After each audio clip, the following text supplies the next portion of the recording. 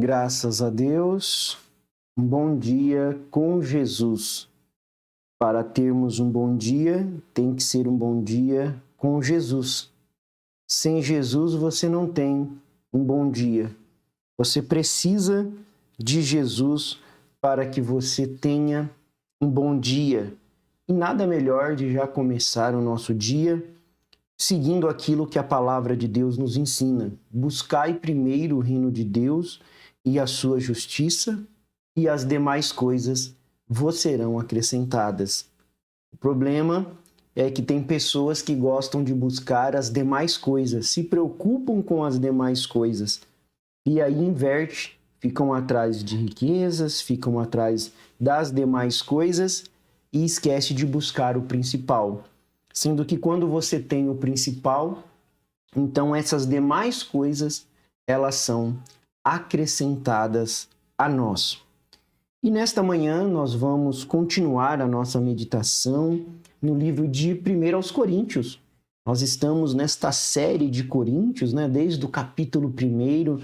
Você que não acompanhou essa programação fica disponível no nosso canal, então você pode voltar aí nas programações, tem os títulos e a escritura, onde você pode acompanhar esta série de 1 aos Coríntios. Estamos no nosso capítulo 4, onde nós estamos meditando nessa grande carta aos Coríntios e lembrando a todos que nos escutam, que nos acompanham, que esta programação ela tem por alvo levar até você a mensagem precursora da segunda vinda de nosso Senhor Jesus Cristo, pregada pelo profeta de Deus enviado para esta era.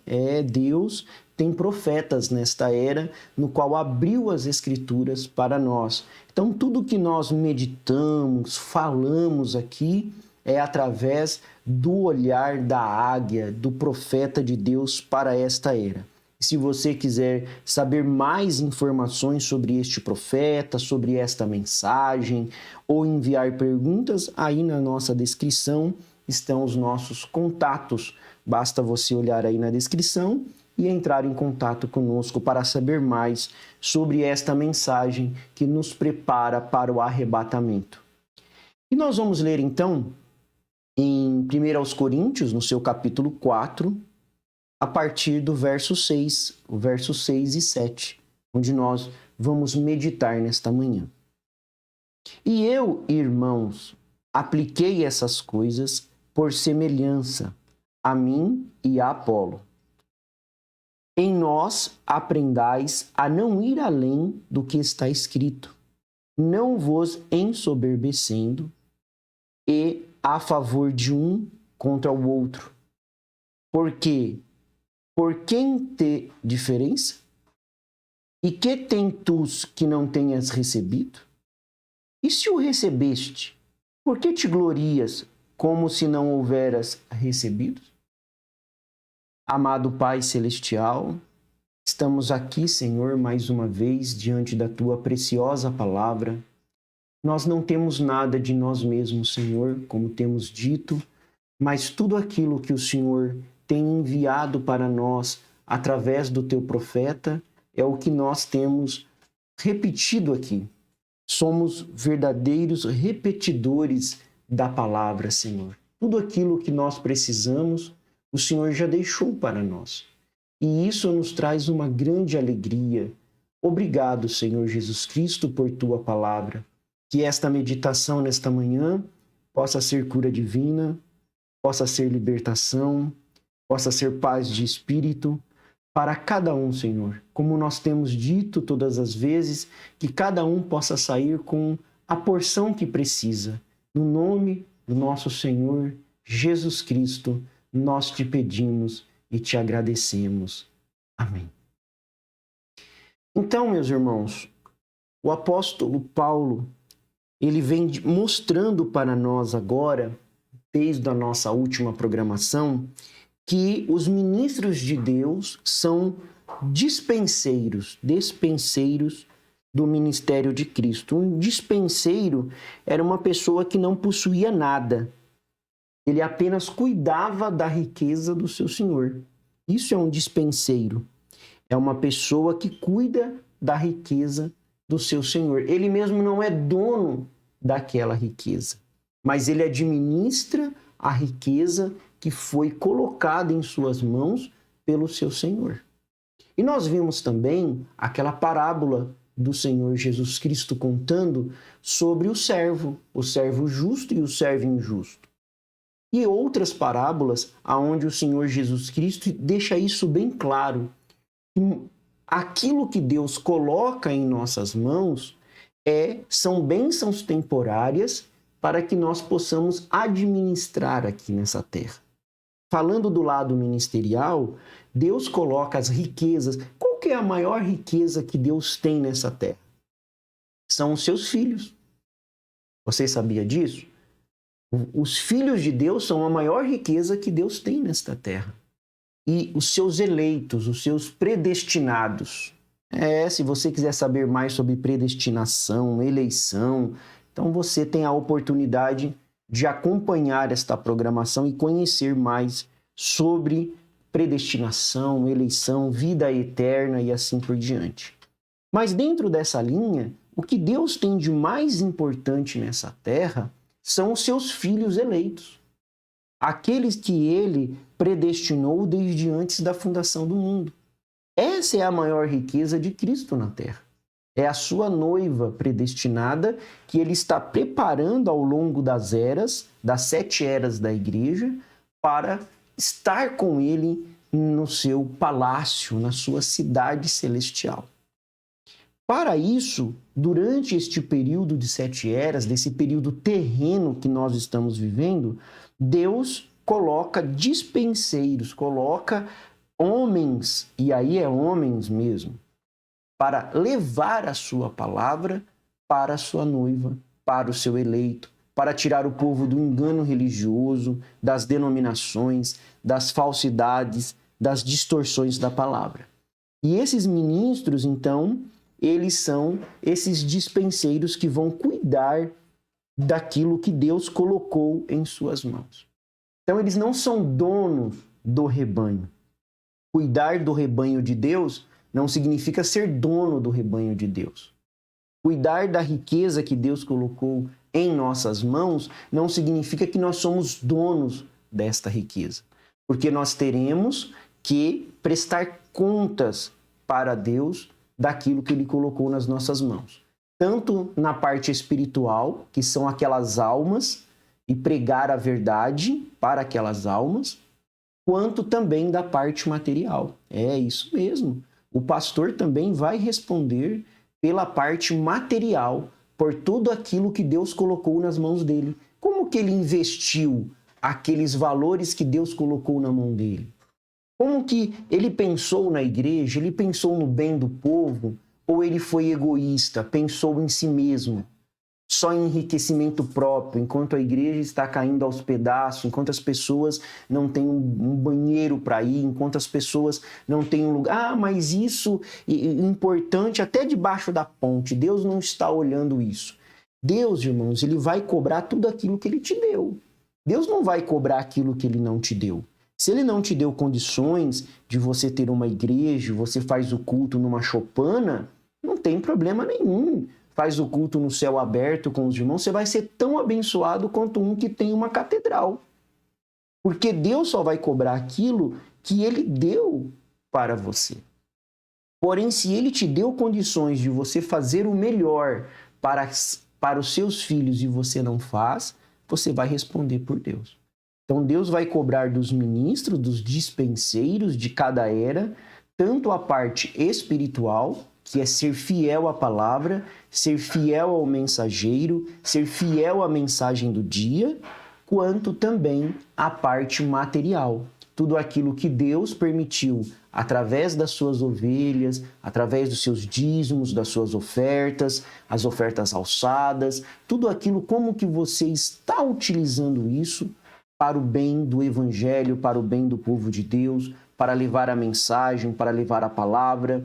E aí entra outras questões também do seu tempo, como que você está usando o seu tempo para com Deus, né? Você ministro, você servo de Deus, como que você está ocupando o seu tempo com as coisas de Deus.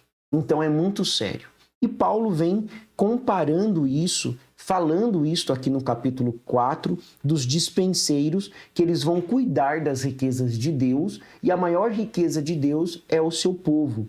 E nós vemos aqui no verso 6 que ele diz assim, ó, irmãos, apliquei essas coisas a mim, quer dizer, trouxe para mim e para Apolo por amor a vocês, para que aprendam de nós o que significa não ultrapassem o que está escrito. Eles não deveriam ir além do limite da palavra. Deus, irmãos, trata com homens de formas distintas. Uma coisa que Paulo deixa claro aqui no capítulo 4 é que Deus trata ministérios de formas distintas. Deixa isso descer no seu coração. Mas sempre a palavra é a mesma. O ministério pode estar numa cidade menor, com poucas pessoas, Deus não vê quantidade, Deus vê qualidade. O irmão Brana diz que o diabo conta as suas multidões e Deus pesa as suas. Isso significa que Deus olha a qualidade daquela alma, não a quantidade de pessoas, mas a qualidade daquela alma eleita, daquele ministério que está ali à frente. Porém, Deus tem formas de tratar diferente. A forma como que Deus utilizava Paulo no ministério era diferente da forma que ele utilizava Apolo. Ele até diz para nós no capítulo 3, eu plantei e Apolo regou.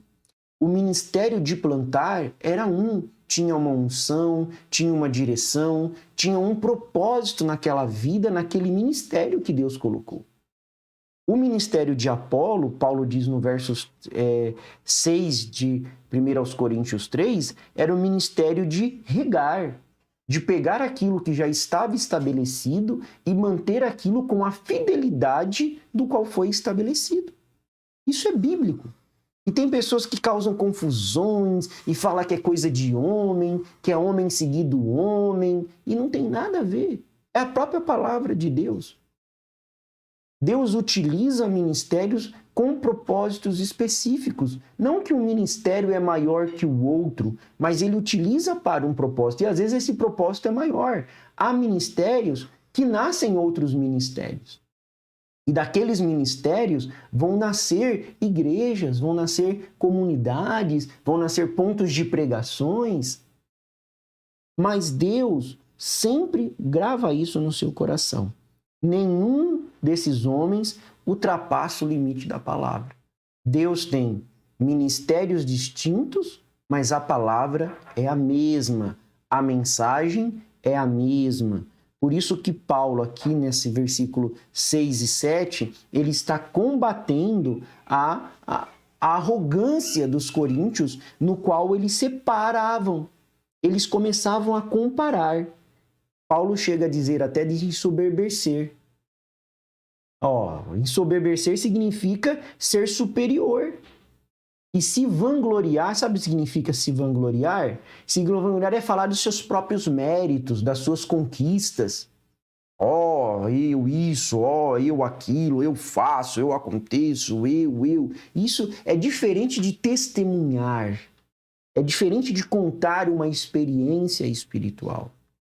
Na verdade, é ostentar, é mostrar méritos próprios, conquistas próprias e deixando Deus em segundo lugar, ou como nós temos repetido, deixando o profeta diminuído enquanto as pessoas se tornam maiores do que a própria mensagem, do que o próprio mensageiro que Deus enviou para esta era.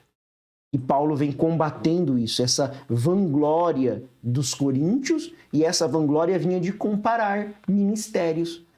Eu sou do apóstolo Paulo, ele prega assim, ele expulsa demônios, ele faz isso, ele tem multidões, onde ele vai as pessoas param, ele tem poder. Eu não, eu sigo Apolo é inteligente, as mensagens dele são profundas, e isso, e aquilo outro.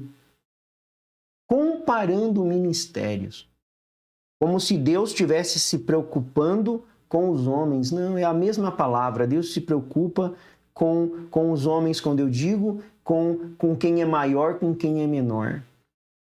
Não é isso que Deus se preocupa. Certas feitas, os discípulos estavam caminhando e discutindo entre si quem seria o maior no reino dos céus. Discípulos de Jesus, comiam com Jesus, andavam com Jesus, viam Jesus, o seu comportamento, suas maneiras, e ao mesmo tempo ele fazia o quê? Estavam vendo quem que seria o maior. Isso é coisa humana. Mas depois que desceu o Espírito Santo lá em Pentecoste, depois que você se enche do Espírito Santo, então você não quer ser o maior, você quer ser o menor. E o apóstolo Paulo continua então: não ultrapassem o que está escrito, o que Deus deixou para aquela era, o que Deus deixou para nós. Assim ninguém se orgulhe a favor de um homem em detrimento de outro. É isso que ele está falando no verso 6. Para que assim ninguém se orgulhe a favor de um homem em detrimento de outro. Aqui, verso 6 que Paulo está falando. Não se ensoberbecendo a favor de um contra o outro. Eu sou desse, porque esse é maior, esse tem mais milagres, esse tem mais poder. Eu não gosto daquele, eu não sou a favor daquele, porque aquele ali não tem poder, aquele ali é fraquinho, aquele ali não vale. Deus não faz essa distinção. Sabe como que Deus olha para os seus ministros? Pela fidelidade deles à palavra. Porque se você tem a palavra da hora, a palavra da verdade, sinais e maravilhas acompanham o ministério. É natural. Agora, ouvindo esta programação, por exemplo, esta pequena e humilde, simples meditação, lendo, meditando e orando, você está sendo curado. Você está sendo libertado. Sem sensação. Uma das grandes revelações que o 7º anjo de Apocalipse, capítulo 10, versículo 7, trouxe para nós, foi isso. É você ter o Espírito Santo sem sensações. Eu me arrepiei. Nossa, eu tive uma visão. Eu falei em línguas. Eu senti isso, senti aquilo. Você não precisa sentir nada. O poder de Deus está nesta hora, através da palavra, te curando, te libertando, te fortalecendo, te animando, te exortando, te advertindo. Tudo isso vem através do poder da palavra. Então, veja bem, assim ninguém se orgulhe a favor de um homem em detrimento de outro, sendo superior. Eu tô me orgulhando aqui, eu tenho orgulho de ser desse aqui, mas ser daquele outro lá, não. Aquele lá, o projeto é meia dúzia, é 2, isso aí é... Não. Deus tem um propósito em cada lugar, em cada cidade. Deus destrói uma nação por causa de um eleito. Você sabia disso? Basta você observar na Bíblia Sagrada. Deus sempre cuida dos seus. Ele colocou a nação do Egito de joelhos em favor dos seus filhos eleitos. Não importa se é 1, se é 2, se é 3, Deus sempre vai atrás dos seus filhos eleitos. Então, assim, ninguém se orgulhe a favor de um homem em detrimento de outro. Então, não é ser superior. E principalmente você deve obedecer. Você deve amar o seu pastor, honrar, respeitar e principalmente obedecer aquilo que é ensinado através da palavra. E respeitar todos os ministérios. Aí no verso 7, para nós finalizarmos, pois quem torna você diferente de qualquer outra pessoa? O que você tem que não tenha recebido? E se o recebeu, por que se orgulha assim como se assim não fosse? Olha como que Paulo ele vai se aprofundando. Olha como que ele vai questionando. Pois quem torna você diferente de qualquer outra pessoa? Não é questão de orgulho, de vangloria. Deus nos deixou o exemplo da humildade. Toda pessoa cheia do Espírito Santo, ela é uma pessoa humilde. Jesus deixou o exemplo nas suas atitudes. Ele tratou as pessoas com humildade. A expressão que eu mais amo de Jesus quando eu penso em ministério, quando eu penso na palavra de Deus, é aquele: aprendei de mim que sou manso e humilde de cabeça, de blá blá blá, de boca. Humildade não é porque fala errado, humildade não é porque teve uma origem difícil, uma vida laboriosa, então é humildade. Não, humildade está nas atitudes. Às vezes é uma pessoa simples no sentido de uma origem simples, de não ter estudo, de não ter uma educação, mas tem um coração arrogante, tem um coração orgulhoso, tem um coração ensoberbecido. Então não é questão de origem, de história de vida, é questão de ser cheio do Espírito Santo e ter os exemplos das atitudes do Mestre, que é o Senhor Jesus Cristo. É isso que faz a diferença. Aprendei de mim, que sou manso e humilde de coração. Se Jesus está falando aprendei de mim, porque ele deu o exemplo de humildade. Se a gente vê, o apóstolo Paulo ele coloca a humildade como um fruto do Espírito Santo. É a graça dada por Deus a nós. Agora, ser humilde não significa viver escondido. Ser humilde não significa andar sujo. Ser humilde não significa andar rasgado. Eu sou humilde, então eu ando rasgado. Eu sou humilde, eu não ligo para nada. Não tem nada disso. Olha as atitudes do nosso mestre e você vai ver como Jesus tratou as pessoas com compreensão e respeito. Quando ele foi desapontado e traído, ele não julgou. Quando estiveram contra ele, ele foi suave e não desistiu. Ao ser ferido, ofendido, esbofeteado, ele não devolveu aquilo com ofensas, mas com caridade. Então, ao se humilhar, aquele que se humilhar, disse Jesus em Lucas 18:14, ao que se humilhar será exaltado. É isso que Jesus deixa para nós. O apóstolo Paulo diz em Romanos assim: não te deixeis vencer pelo mal, mas triunfa do mal com o bem. Romanos 12:21. Então, não é colocar um acima do outro, não é colocar um acima do outro, é a fidelidade à palavra, é ser humilde, é ter Jesus Cristo como nosso exemplo, tirar toda a vangloria. E a humildade e a autoridade estão juntos. Você sabia disso? A autoridade do pastor, ele vem através da sua fidelidade à palavra. Eu não tenho uma autoridade de Ezequias, de gritar, de ordenar, de dar ordem. Não é uma autoridade do Ezequias, do pastor Ezequias. A autoridade que eu sou revestido é a autoridade de Deus, de Jesus Cristo. Por isso que eu tenho que seguir o exemplo de humildade das atitudes do Senhor Jesus Cristo. Que ao ser ferido, ele não quebrou, não devolveu ofensas. Que quando estiveram contra ele, ele foi suave e não desistiu. Quando ele foi desapontado e traído, ele não julgou. Quando ele tratou as pessoas com compreensão e respeito. Isso são atitudes. Não são só palavras, são as atitudes de Jesus. E para finalizarmos, o profeta de Deus, na mensagem Deus tem um caminho provido, parágrafo 71, ele diz assim: vem como Deus faz testes. Deus às vezes permite que você fique um pouquinho pior depois que você recebe a oração, apenas para testá-lo.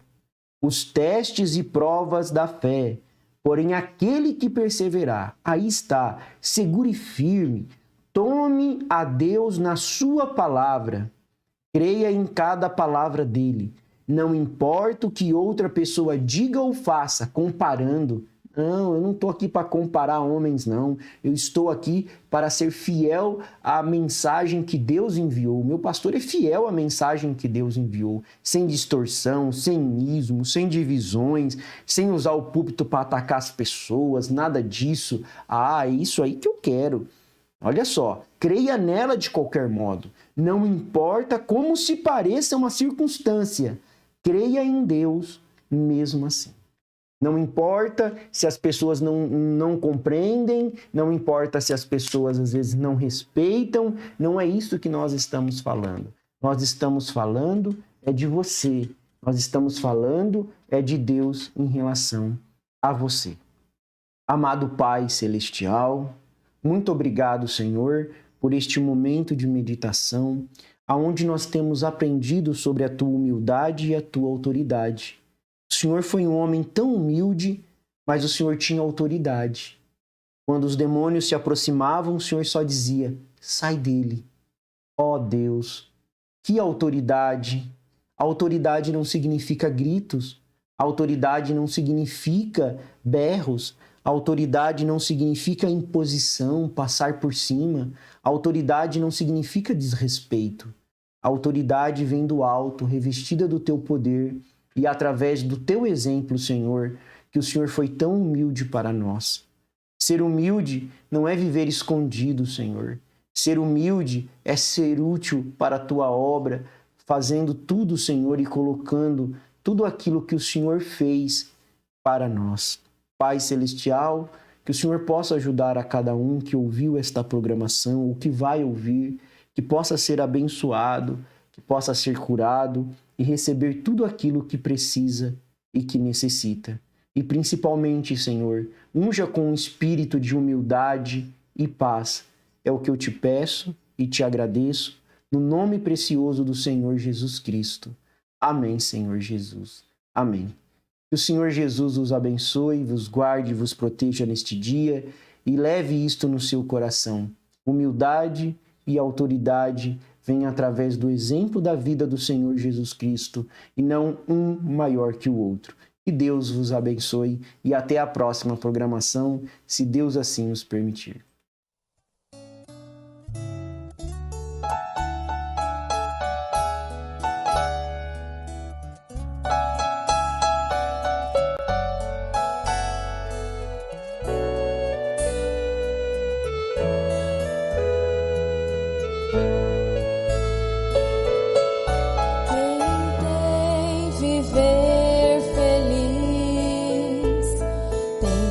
Acostumar com a falta de fervor que estava me envolvendo, a rotina de sempre, e olhava para mim, não vendo solução, mas Cristo me atraiu, mudou o meu olhar, conduziu-me ao Calvário, ali renasci. Pra mim, o viver é Cristo. Pra mim, nada tem maior valor.